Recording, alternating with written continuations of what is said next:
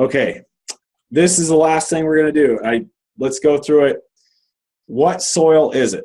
I've given you the tools to understand this, with the exception of one thing. Sodium, where would it come from? Sodium could come from the type of soil you pull it from, but it could also come from the source of manure or compost. Okay, so that's a key point that I want you to hone in on. So if you have like a sludge or some other type of compost that has a lot of sodium in it, it's going to end up in your soil, and that could cause a problem. That's going to help. So this is a matching game. Using what you learned tonight, you're going to identify 5 different soils or zones. One of them I sampled under pine trees. It's been under pine trees for over 50 years.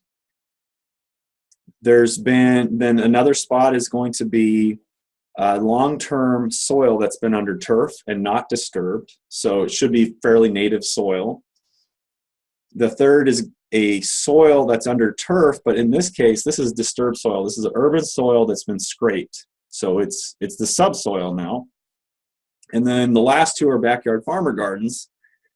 The first is the raised bed. They sourced their soil that had 50% compost and 50% topsoil, and I believe it was composted manure that was part of that.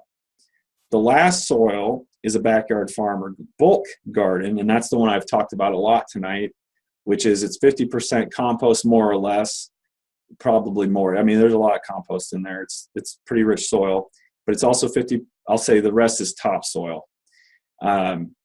Using that information, you're going to look at the next 2 slides, and you can work together in groups. Actually, I prefer if you work in groups of 4 to help each other with this. I'm going to periodically just scroll back and forth between these 3 screens, and I want you to identify which one of those 5 A is, B, C, D, and E. And this is a picture of all those soils. And for those same soils, I have soil tests. Only a few of these soils do I have information in addition to what you see above, but only for the depths of 0 to 2 inches. And I included that because it helps solve the problem. And since we're short on time, I gave you a lot of information.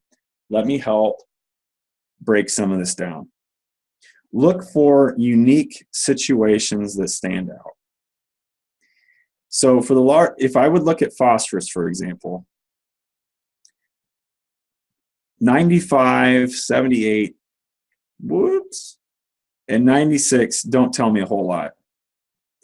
They're similar, 61 even, doesn't tell me a whole lot. And I'm telling this because I know this. 4 tells me something's different. If I look through the nitrogen, there's something unique in there. If I looked at soluble salts, nothing's doing it. It's all pretty similar. Sodium, something's going on. Organic matter, certainly something's going on. CECs, all pretty common across, not a lot going on, so you don't need to focus on that. pH is a clue. Bulk density, which we did not talk about, but all bulk density is how much soil, how much mass of soil is there in a given volume. So if you had really fluffy soil, you would have a lot lower bulk density. If you had a really compacted soil, you have a lot of soil particles in a tight space, you have a very relatively higher bulk density. And porosity just says how much percent out of, so from 0 to 1 is percent pore space, if you took that number times 100. So break into groups and tell me write down for soil A, B, C, D, and E, which one you think it is of these 5 choices right here. So you're allowed to ask me as many questions as you want during this process. I'm just going to periodically scroll between the slides and then just report your answers here in about, let's give you about 6 minutes if you're willing to stay after a little bit.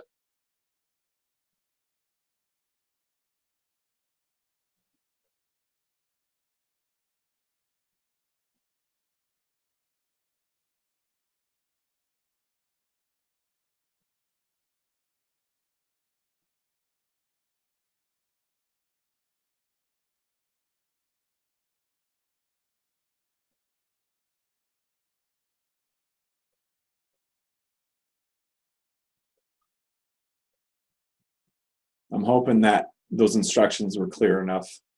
If they weren't, I'll reiterate whatever I need to.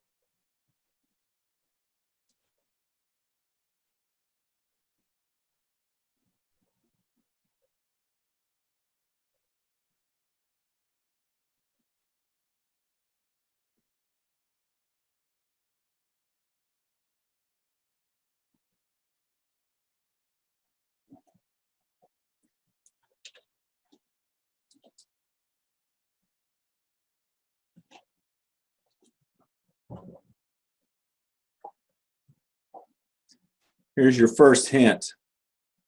Soil C. One of these things is not like the other one.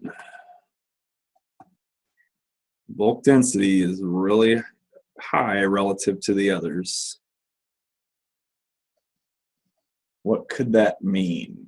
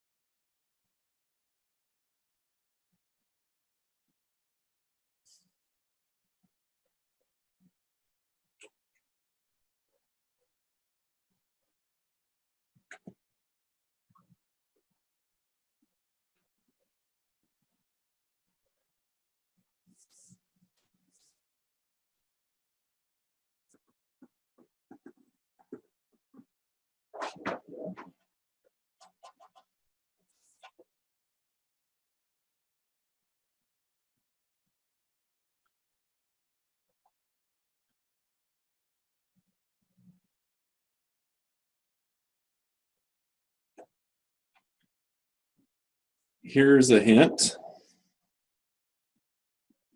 Composted manure. What's going on with that? No. Well, I said no to two people, I guess. C is not under disturbed turf. Oh, yes, disturbed, not undisturbed. I read it wrong. C is absolutely right. Agree with Elizabeth? Absolutely. And probably look at that nasty color. This made slurping sounds when I pulled the probe out. It was so airtight. It was packed, compact soil. It was blue, which means the absence of oxygen. It was so packed.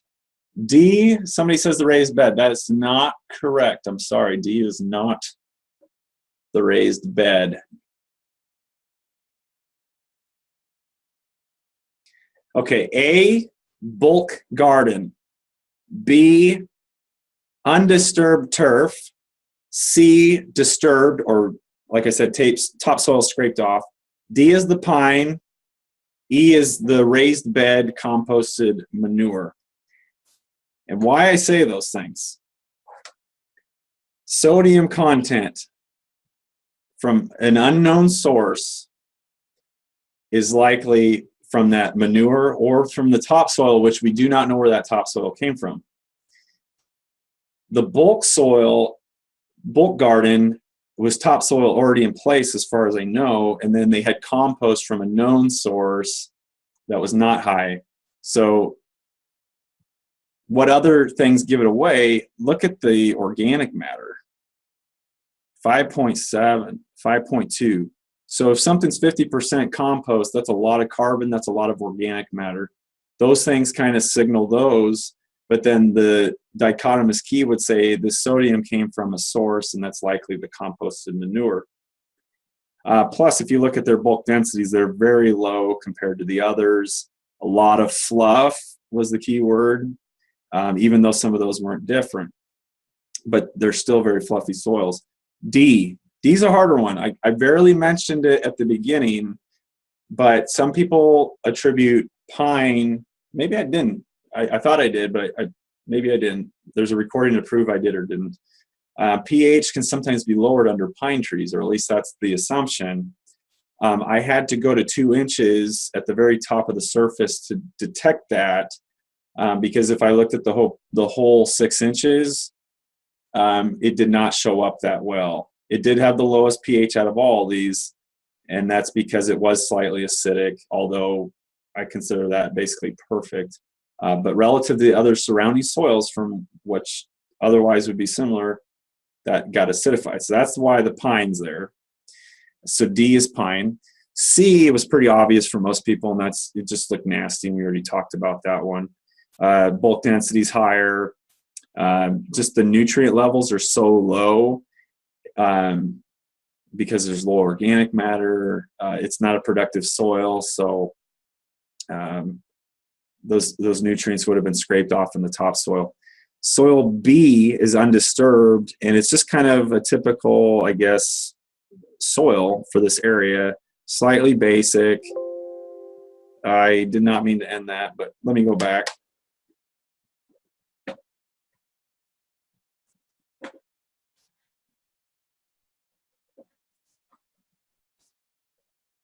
So that was kind of, yeah, it had high organic matter, but it was still lower than the others. And in a no-till situation, you will have less organic matter throughout the system, but at the very top, this is under pine tree, so it's not tilled. Those pine needles are continually introducing themselves to the soil, so that's why you have that. Whereas on a lawn, you may or may not be removing your turf clippings, and so you're not having the same amount of cycle with that. So I hope you enjoyed that. I really enjoyed tonight. This is a unique way. I've never done Zoom like this with certainly not this many people.